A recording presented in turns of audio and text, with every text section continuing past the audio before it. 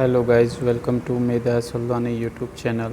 सो guys, आज हम physics lecture में बात करने वाले हैं स्पेसिफिक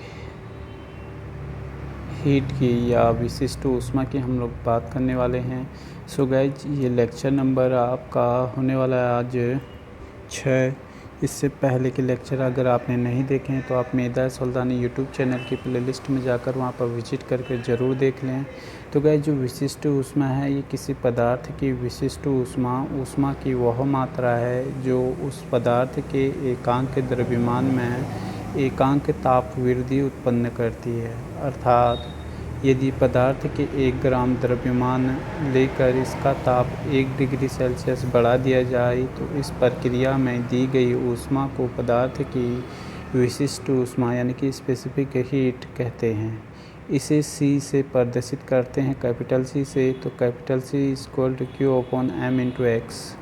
ठीक है, तो इसका जो SI मात्रक है ये गाइज जूल किलोग्राम प्रति केल्विन इसे ऐसे आप बोल सकते हैं जूल प्रति किलोग्राम प्रति केल्विन। ठीक है ना, यहाँ पर जो है ना इसको बेस बना के आप चलेंगे तो ज़्यादा बेटर रहेगा। ठीक है, नोट करके लिखा हुआ है गाइस, जल की विशिष्ट ऊष्मा का मान अन्य पदार्थों की तुलना में सबसे अधिक होता है और 1 ग्राम जल का ताप 1 डिग्री सेल्सियस बढ़ाने के लिए 1 कैलोरी ऊष्मा की आवश्यकता होती है।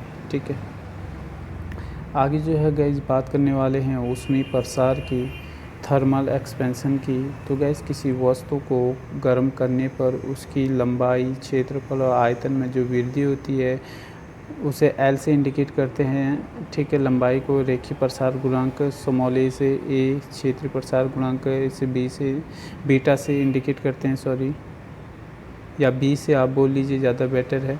और वॉल्यूम आयतन प्रसार गुणांकों को I से इंडिकेट करते हैं। तो ABY = 1:2:3, ये ज़्यादा बेटर है। AB और Y के क्रम में हम उसे कवर करेंगे। आगे बात करते हैं गाइस जल का असामान्य प्रसार। ठीक है, तो गाइस प्राय सभी द्रव गर्म करने पर आयतन में बढ़ते हैं, परंतु जल 0 डिग्री सेल्सियस से 46 डिग्री सेल्सियस गर्म करने पर आयतन में क्या होता है, घटता है, तथा 4 डिग्री सेल्सियस के बाद गर्म करने पर आयतन बढ़ना शुरू कर देता है और 4 डिग्री पर जल का घनत्व सबसे अधिक होता है। इसे ही जल का असामान्य प्रसार कहते हैं। सो गाइस, ये पॉइंट काफ़ी इम्पोर्टेंट है, एग्ज़ाम में यहाँ से क्वेश्चन बना हुआ है और आगे भी निश्चित तौर पर यहाँ से क्वेश्चन बनेगा, तो इसलिए पॉइंटों को आप अच्छे से कवर कर लें।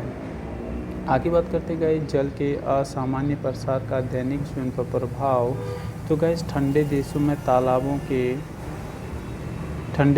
तालाबों के जम जाने पर भी उनमें जो है ना मछलियाँ जीवित रहती हैं, क्योंकि जल के जमने की क्रिया ऊपर से नीचे की ओर होती है और इस कारण तालाब की ऊपरी भाग जो है जम जाता है और नीचे वाला भाग 4 डिग्री सेल्सियस पर ही जल की अवस्था में रहता है, जिससे मछलियाँ क्या होती हैं, जीवित रहती हैं। ओवरऑल देखा जाए तो गाइस ये आज का टॉपिक आपके लिए काफ़ी इम्पोर्टेंट होने वाला है। हालांकि गाइज हम यूट्यूब पर प्रॉपर क्लास नहीं कर पा रहे हैं क्योंकि हमारी ऑनलाइन क्लासेस हैं, ऑफलाइन क्लासेस हैं। साथ ही साथ गाइज स्टडी मटेरियल नोट्स का भी हमारे ऊपर जो है थोड़ा सा वर्क करना होता है, तो उसका भी थोड़ा सा प्रेशर रहता है। तो इस वजह से हम यूट्यूब पर प्रॉपर लेक्चर नहीं डाल सकते हैं, नहीं डाल पा रहे हैं। और हालांकि अगर बात करें ऑनलाइन बैच की, तो ऑनलाइन बैच में हम लोग काफ़ी आगे बढ़ चुके हैं, लेकिन ये यूट्यूब पर हमारे लेक्चर नंबर 6 है। जब भी हमें मौका मिलता है, समय मिलता है, तो हम आप लोगों के लिए लेक्चर को लेके आते हैं। अगर आपको रेगुलर लेक्चर चाहिए तो आप यूट्यूब चैनल के माध्यम से हम रेगुलर लेक्चर को लाने का प्रयास तो कर रहे हैं, लेकिन अगर आप एक साथ लेक्चर चाहते हैं या स्टडी मटेरियल नोट्स आपको एक साथ चाहिए तो आप ऑनलाइन बैच से जुड़ सकते हैं, तो वहाँ पर आपको रेगुलर लेक्चर मिलते हैं। इसके अलावा अगर आप स्टडी मटेरियल नोट्स लेना चाहते हैं तो वो भी आप ले सकते हैं। उसके लिए संस्थान से आप संपर्क करके एक साथ स्टडी मटेरियल नोट्स ले सकते हैं और अदरवाइज़ यूट्यूब चैनल पे इसी प्रकार से लेक्चर आते रहेंगे। ठीक है ना, जब भी हमें मौका मिलेगा तो हम लेक्चर यूट्यूब चैनल पे भी अपने देंगे।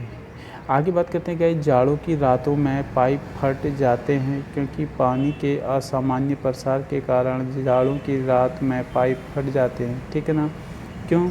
क्योंकि 0 डिग्री सेल्सियस के पर पानी के जमने से जो है ना आयतन का प्रसार होगा और बर्फ़ बनने पर पानी का आयतन क्या होता है, बढ़ जाता है और फलस्वरूप पाइप में आंतरिक दबाव सीमा से अधिक होने के कारण क्या होगा, पाइप फट जाएगा। ठीक है ना।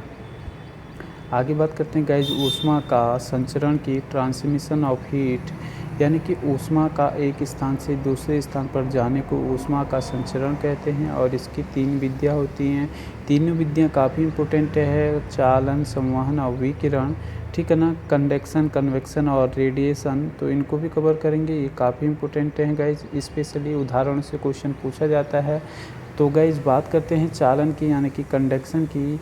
तो गाइज जब बिना स्थान परिवर्तन के ही पदार्थ के तप्त कण अपनी ऊष्मा अपने बगल वाले कणों को दे देते हैं और पूरी वस्तु गर्म हो जाती है, तो ऊष्मा के संचरण में इस विधि को क्या कहते हैं, कंडक्शन कहते हैं, अर्थात चालन कहते हैं।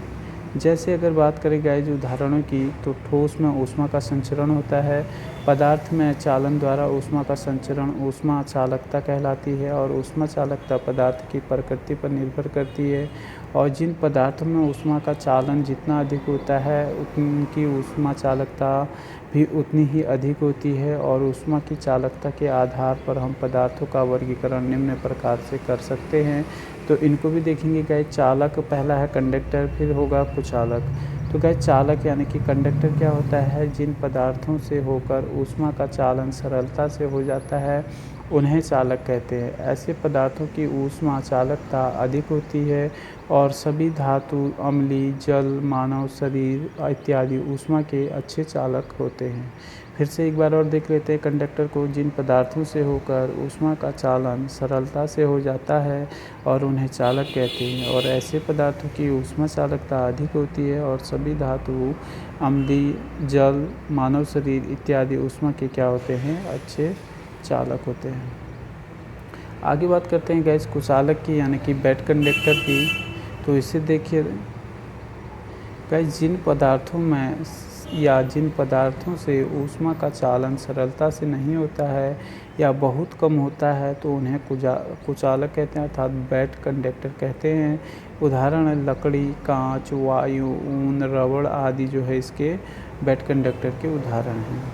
आगे बात करें गाइज ऊष्मारोधी की, थर्मल इंसुलेटर की। तो गाइज जिन पदार्थों से ऊष्मा का चालन बिल्कुल नहीं होता उसे ऊष्मारोधी पदार्थ कहते हैं। इसका उदाहरण है गाइज एस्बेस्टस। ठीक है। और आगे जो बात करेंगे गाइज संवहन की बात करेंगे, सेकंड कन्वेक्शन जिसे हम बोल रहे हैं। सो गाइज इसमें होता क्या है, गैसों एवं द्रव में ऊष्मा का संचरण संवहन के द्वारा ही होता है। ठोसों में संवहन विधि द्वारा ऊष्मा का संचरण संभव नहीं है और इस विधि में द्रव एवं गैस के कण गर्म भाग से ऊष्मा लेकर स्वयं हल्के होकर ऊपर उठते हैं तथा ठंडे भाग की ओर जाते हैं और इनका स्थान लेने के लिए पुनः ठंडे भाग के कण नीचे आ जाते हैं और इस प्रकार संवहन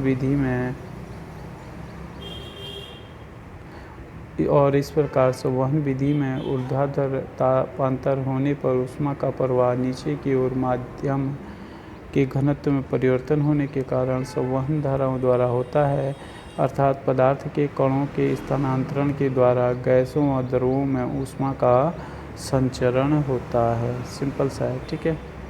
आगे बात करेंगे गाइस पृथ्वी का वायुमंडल संवहन विधि द्वारा ही गर्म होता है। आगे अगला जो लास्ट आज का लेक्चर का हमारा है गाइज कंडक्शन, कन्वेक्शन और रेडिएशन। तो ये विकिरण को आज हम कवर करेंगे। ठीक है।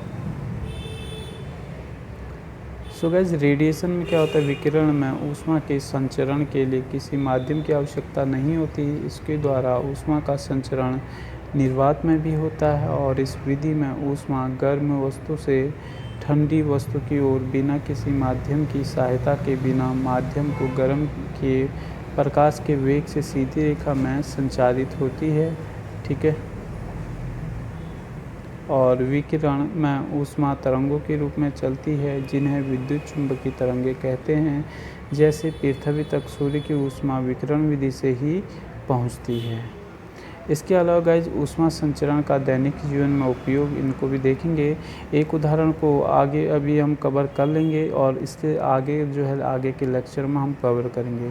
सो गाइज दैनिक जीवन में चालन से संबंधित उपयोग की बात करें तो एस्किमो लोग बर्फ़ की दोहरी दीवारों के मकान में रहते हैं और इसका कारण यह है कि बर्फ़ की दोहरी दीवारों के मध्य हवा की परत होती है जो ऊष्मा की कुचालक है, ठीक है ना, जिससे अंदर की ऊष्मा क्या होती है, बाहर नहीं जाती है। सो गाइज ओवरऑल अभी तो हम आगे इसे पढ़ने वाले हैं आगे के लेक्चरों में, ठीक है। जिन्होंने और जो है जुड़े हुए हमसे तो उन्हें हम आगे के लेक्चर में से कवर कराएंगे।